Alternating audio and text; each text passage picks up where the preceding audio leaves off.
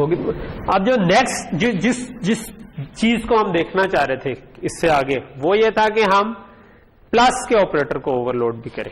ठीक है, ये तो हमारा प्लस प्लस का ऑपरेटर था, यूनरी ऑपरेटर था। ठीक है, सो प्लस प्लस के ऑपरेटर को अगर मैं ओवरलोड करना, सॉरी सिंपल प्लस के ऑपरेटर को करना चाह रहा हूं, यानी कि मैं ये करना चाह रहा हूं कि मैं H3 is equal to H2 plus H1 कर सकूं। ठीक है, सो ये कैसे करें? ठीक है, अगेन जो हमने अभी एड डिस्टेंस फंक्शन लिखा था ना, ये एक्चुअली देखें तो ये तकरीबन वही चीज ही है। ठीक है, अगर मैं इसको ये कह दूं तो इसमें कोई आपको एज सच कोई फर्क नहीं है। सो व्हाट अबाउट कि मैं एड डिस्टेंस को के बजाय फंक्शन का नाम कर दूं ऑपरेटर प्लस। ठीक है, so let's try this out, क्या ये इसी तरह चल जाता है कि नहीं? ठीक है, होपफुली चल जाना चाहिए। ओके, सो ये हमारा एड डिस्टेंस फंक्शन है। यहां पर हमने उसकी प्रोटोटाइप दी हुई है। तो मैं कहता हूं कि नहीं, ऑपरेटर प्लस। ठीक है, और जहां पर आगे हमने फंक्शन को कॉल किया हुआ था एड डिस्टेंस को, यहां पर भी मैं कहता हूं ऑपरेटर प्लस। ठीक है, यहां तक चीज क्लियर होगी। तो इससे क्या होना चाहिए, अगेन बाकी तो कोई फर्क नहीं है। अच्छा, आपकी एक ऑब्जेक्ट जो है वो इम्प्लिसिट हो गई जो कि कॉल कर रही है, और उसके बाद दूसरा आर्गुमेंट उसको पास हो गया, और फिर इसने रिटर्न भी करना था, रिटर्न भी वो ऑलरेडी कर रहा है। सो अब नीचे जो हमारा एड डिस्टेंस अगर हमने कहीं पे कॉल किया था, जो प्रॉब्ली हमने मेन में भी कॉल नहीं किया हुआ, हम वो कर सकते हैं। लेट्स से कि मैं कहता हूं डिस्टेंस H3 और मैं कह दूं H3 is equal to H2। ठीक है, और फिर मैं H3 डॉट शो डिस्टेंस करूं। ठीक है, साथ साथ इस चीज को ना अप्रिशिएट करते रहा करें कि हमारा मेन सिंप्लीफाई हो गया है। ठीक है, सो ये हम जो मकसद है ऑब्जेक्ट ओरिएंटेड प्रोग्रामिंग का, वो कोर मकसद, जो आप ये ऑब्जेक्ट ओरिएंटेड ना कोड लिखें स्टिल आप ये काम कर सकते हैं। ठीक है, एक जमाने में सिर्फ सी होती थी और उस पर बड़े बड़े काम हुए। ठीक है, आप वो भी तरीके से लिखें कोड, सारे काम हो जाते। लेकिन object oriented programming makes it easier कि आप चीजों को तोड़ सकें, आप थोड़ी सी कॉम्प्लेक्स डाटा टाइप बना लें, उसके बाद आपका मेन टास्क सिंपल हो जाए। ये इंजीनियरिंग के अंदर एक रिकरिंग थीम है, आप और सब्जेक्ट्स में भी देखेंगे। ठीक है, जिस तरह आप जो कॉम्प्लेक्स नंबर्स पढ़ते हैं या वेक्टर्स पढ़ते हैं। ठीक है, सो वो नंबर सिस्टम थोड़ा सा पहले की निस्बत मुश्किल हो जाता है कि मल्टीपल डायमेंशंस आ गई हैं। ठीक है, तो आपको समझने में थोड़ा सा ये डाटा टाइप जो आपकी बन रही है, जो कॉम्प्लेक्स नंबर के केस में है, वो उसके दो पार्ट हो गए, लेकिन उसकी वजह से आपके जो प्रॉब्लम्स हैं वो सिंपल हो जाते हैं। आप देखोगे कि यार जो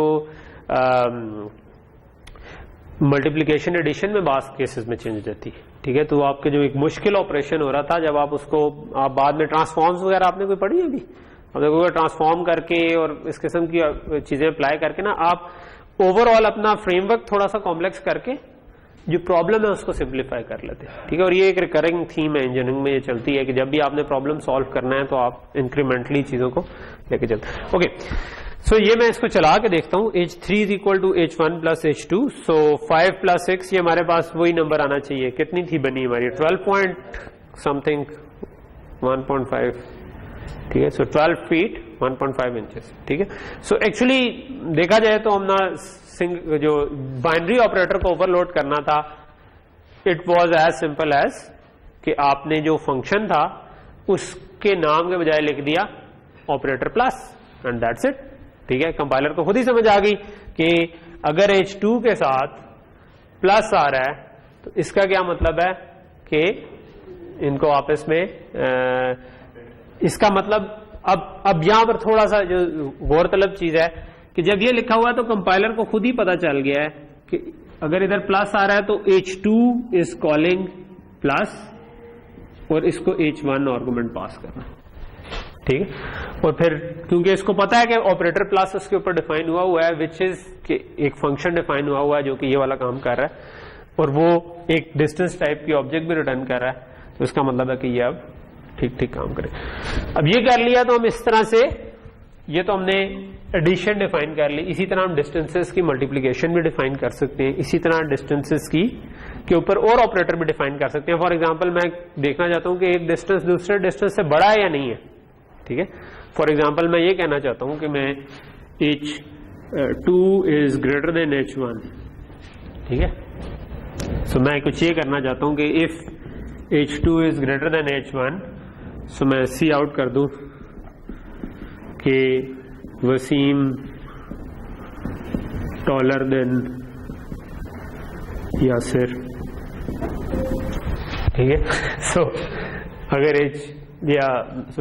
h2 ही थी ना, हाँ, तो h2 इज ग्रेटर देन, मैं ये कह सकता हूँ जी कि वसीम भाई जो है ना वो हमसे थोड़े से लंबे, ठीक है। Else Yasir taller than Wasim या कुछ इस किस्म का, ठीक। सो अब वो तो नहीं हो सकता क्योंकि अब मुश्किल है इस उम्र में मेरा कद बढ़े, ठीक है। चलो खैर है, कोई बात नहीं, अगले जन्म में सही है अगर कोई।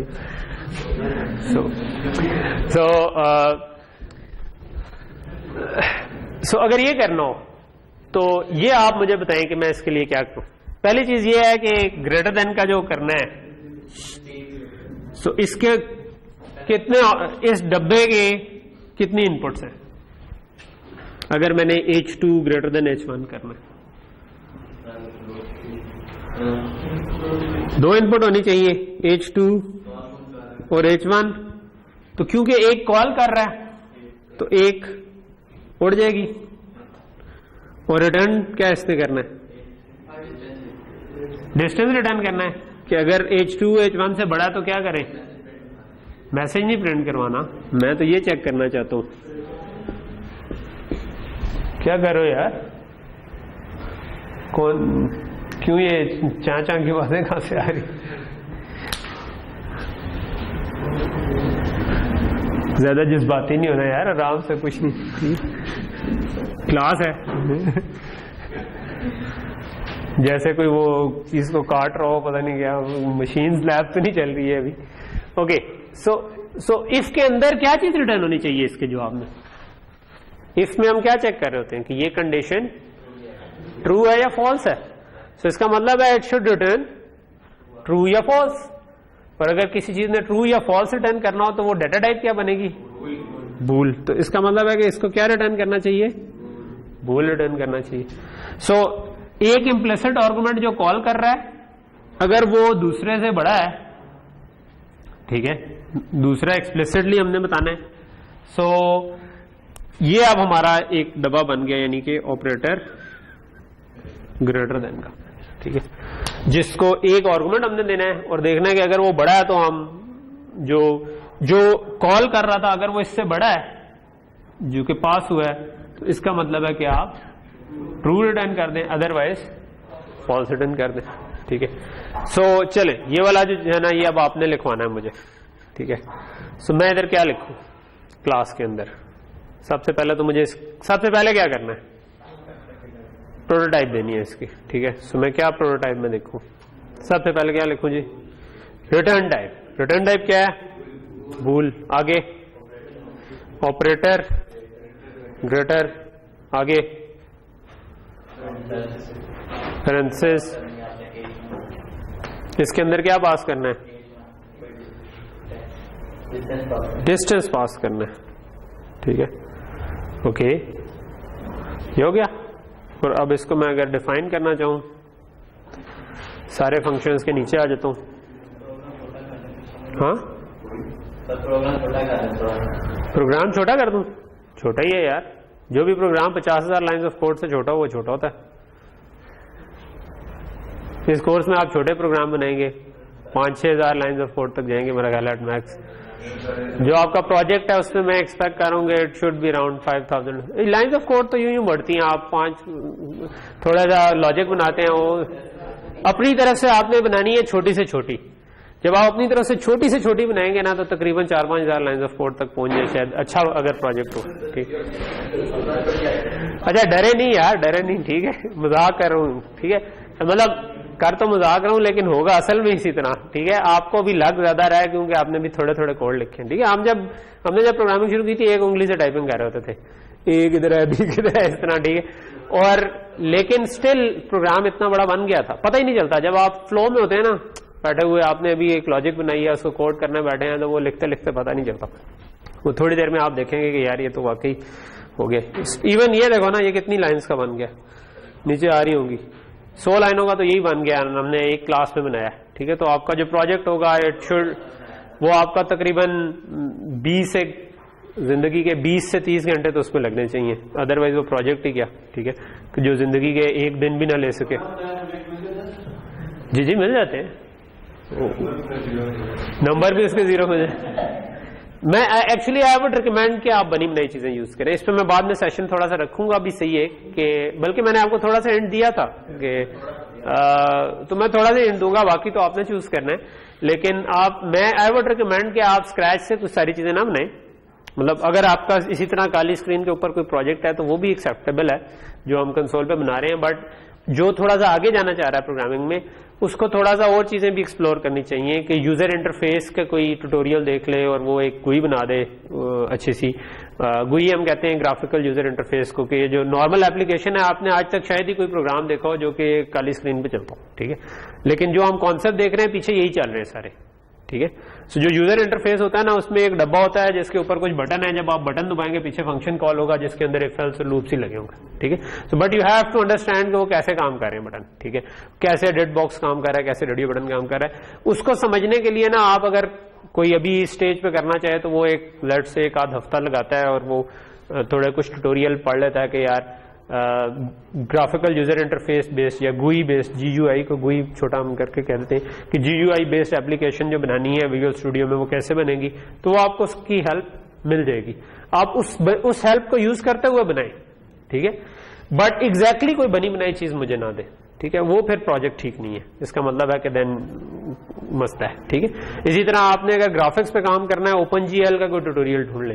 OpenGL ओपन ग्राफिक्स लाइब्रेरी है, उसके ट्यूटोरियल दुनिया ने बहुत कुछ। क्लासेस का फायदा क्या है, ऑब्जेक्ट ओरिएंटेड प्रोग्रामिंग का क्या फायदा है कि लोगों ने बहुत सी लाइब्रेरियां बना के आपके लिए रख दी हुई हैं। आपने कोई इमेज रीड करना है, वीडियो रीड करनी है, कुछ भी करना है, तो आपको वो खुद नहीं काम करना पड़ता। आप जाके नेट से देखते हैं, कहीं ना कहीं पर उसकी हेल्प मिल जाती है, आप उसको उठाते हैं और फिर आप उसके ऊपर बिल्ड करते हैं। आप कहते हैं कि मैंने ये काम करना था, उसके लिए ये चीज बनी बनाई थी और आगे मैंने ये काम किया। सो मैं वाकई रिकमेंड करूंगा कि आप नेट से हेल्प लें और चीजें उठाएं और उनको यूज करें और फिर उसके ऊपर बिल्ड करें। मतलब ऐसे आके मुझे जब ये कहे ना कि प्रोजेक्ट वाले दिन ये एक्सेप्टेबल नहीं होगा, कि अक्सर लोग आते हैं उनसे कोड थोड़ा सर किया खुदा मगर हेल्प ली है, ठीक है, वो थोड़ा सा उनसे डिग इन करना शुरू करें तो पता चलता है कि एक्चुअली वो हेल्प ही ली है और किया खुद कुछ भी नहीं है, ठीक है। तो ऐसे कई केसेस होते हैं, ये ना करें, ठीक है। थोड़ा सा अभी से फिगर आउट करना शुरू करें, 2-1 हफ्ते तक आपको फाइनल कर लेना चाहिए। ओके, कमिंग बैक, ये हमने डिफाइन कर लिया। हम फंक्शन लिख रहे थे, फंक्शन की प्रोटोटाइप हमने बुलियन की बना दी कि रिटर्न बुलियन करेगा, एक उसको इनपुट लेनी चाहिए। अब हम इसका कोड लिखते हैं। कोड लिखने के लिए हम ऑब्वियसली मेन से ऊपर कोड लिखना चाहिए। यहां पे क्या लिखूं? सबसे पहले रिटर्न टाइप, फिर डिस्टेंस, क्योंकि स्कोप रेजोल्यूशन ऑपरेटर आगे, ऑपरेटर ग्रेटर देन, फिर डिस्टेंस, लेट से कोई भी ए नाम दे दिया, फिर आप क्या करें?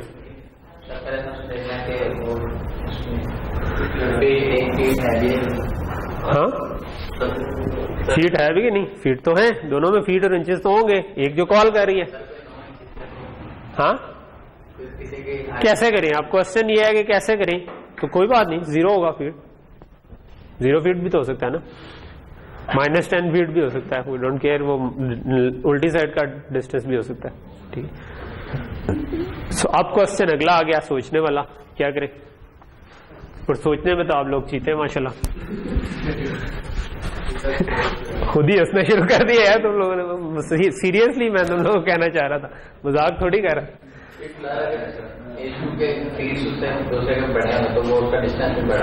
ठीक है,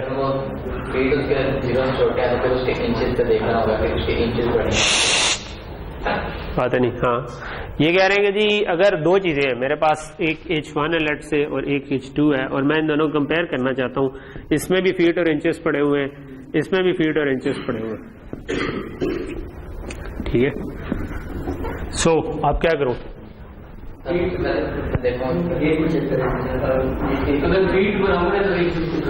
अगर फीट बराबर है तो इंचेस को चेक करें, अदरवाइज फीट पर ही काफी है, ठीक है। सो अगर मतलब एक तरीका ये हो सकता है कि मैं इफ क्या करूं, जो ये वाले H1 के फीट, अभी मैं एल्गोरिथम बना रहा हूं क्योंकि इसमें एक इम्प्लिसिट आर्गुमेंट है, ठीक है।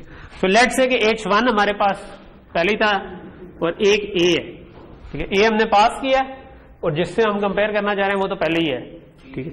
सो अब मैं इसके जो फीट है अगर they are greater than A dot feet, तो रिटर्न क्या, रिटर्न क्या करना, भूल करना, रिटर्न ट्रू, ठीक है। एल्स, एल्स है कुछ, एल्स होना चाहिए इसमें या नहीं होना चाहिए, हाँ। आगे एक और इफ लगा दें, if feet is equal to A dot feet, तो क्या करूं, if inches is equal to inches is greater than A dot feet inches, then if inches greater than inches return true, ठीक है। और इसके अलावा कुछ करना हो तो उसके लिए एल्स करूं, जीरो के लिए तो कोई जरूरत नहीं है मेरे ख्याल में, क्योंकि हम इधर हर कंडीशन पर रिटर्न करते जा रहे हैं। तो अगर तो ये बड़ा था तो अगर चल रहा होगा, अच्छा अगर ये बराबर थे और ये बड़ा था तो तब रिटर्न हो गया होगा। अगर आप इससे आगे पहुंच गए तो इसका मतलब है एल्स की जरूरत ही नहीं है, क्योंकि अगर आप इधर पहुंचे थे तो आप रिटर्न कर चुके हैं, अगर आप इधर पहुंचे थे तो आप रिटर्न कर चुके हैं। सो अगर आप इधर पहुंच गए हैं तो फिर इसका मतलब है कि ये दोनों कंडीशन नहीं थी, तो दैट मीन्स के आप या बराबर थे या छोटे थे। अगर इसके एल्स में मैं लगा दूंगा तो वो कंडीशन दुरुस्त नहीं होगी, वो जरूरी नहीं है कि वो ठीक हो, ठीक है। इसके एल्स में लगाऊं, इसके एल्स में लगाऊं, अब दो कंडीशन बन जाती है ना। सो इसका भी एल्स हो सकता है, उसमें भी मुझे रिटर्न ट्रू करना पड़ेगा, फॉल्स करना पड़ेगा, इसके एल्स में भी रिटर्न फॉल्स करना पड़ेगा। तो आसान तरीका है, क्योंकि हम रिटर्न कर रहे हैं तो हमें कोई मसला ऐसा है ही नहीं। कोई लंबा इंसान है जो इसको ऑन कर दे, मैं खुद ही हूं। ओके, सो ये एक तरीका हो सकता है, और दूसरा एक और तरीका भी हो सकता है कि मैं इंचेस जो कि अभी ये मैंने ऑफ तो नहीं कर दिया कि वो ऑन हो रहा था, मैंने टेम्परेचर उससे क्या होगा, चलो इसको ऑफ करके 1 मिनट ऑन करना। ओके, सो ये तो नया है वैसे, इसमें टेम्परेचर एरर तो नहीं आना चाहिए, ये खुद ही ऑन हो जाएगा। हाँ, हो गया। ओके, सो एक तो ये तरीका है, और एक और तरीका ये भी हो सकता है, ठीक है। अब सोचने के तरीके हैं, एक तरीका ये भी हो सकता है कि मैं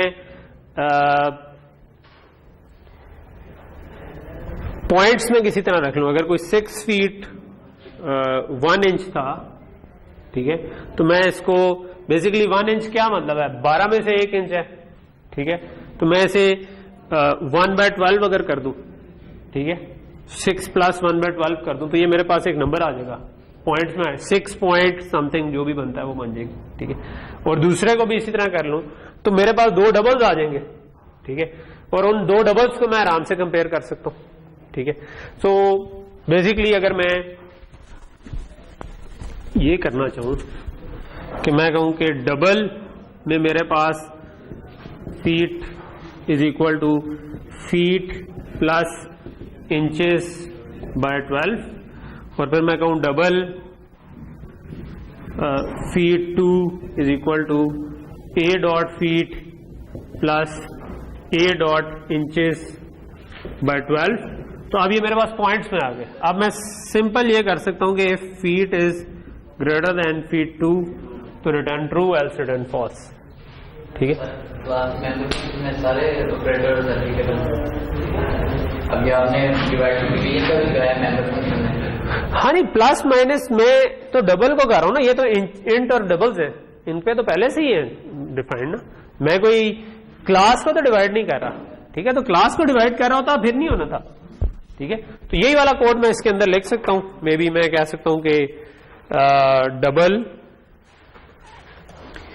फीट 1 या जो भी मेरे फीट है this is equal to feet plus, बातें बहुत कर रहे हैं यार, मुझे गुस्सा ना चढ़ाए हैं। मैं चाहता हूं कि हम तमीज के साथ ही क्लास कर लें। ठीक है, वैसे भी फिर बंदा किसी को उठा के बाहर फेंक दे, अच्छा नहीं लगता। ठीक है, A dot feet plus A dot inches. ठीक है, okay, maybe I think मैं एहतियातन इसके साथ 0 लिख लूं ताकि ये डबल ही कंसिडर हो, इंटीजर डिवीजन ना हो जाए। ठीक है, वैसे तो क्योंकि एक आर्गुमेंट डबल है तो ये डबल ही होनी चाहिए।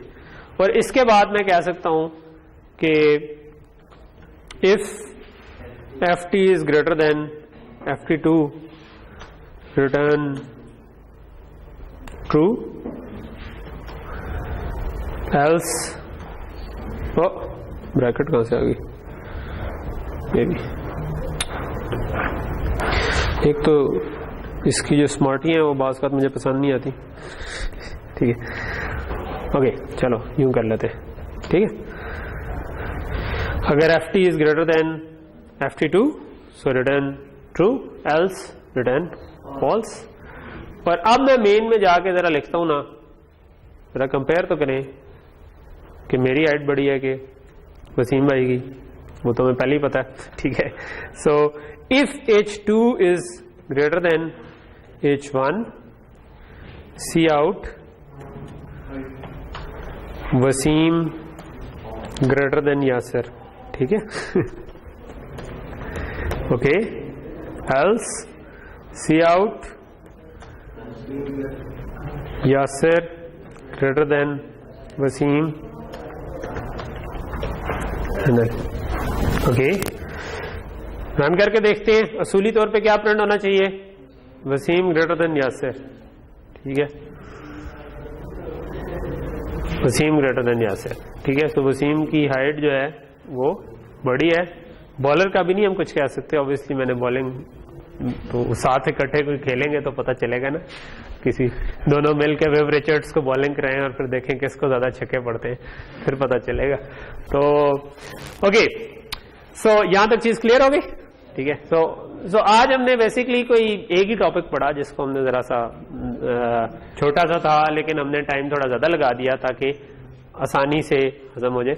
और हमने ऑपरेटर ओवरलोडिंग इसको हम कहते हैं, और हमने क्लासेस के नहीं, ये पूरा चैप्टर नहीं है, अभी चैप्टर रहता है वो नेक्स्ट। ठीक है, यहाँ पर हम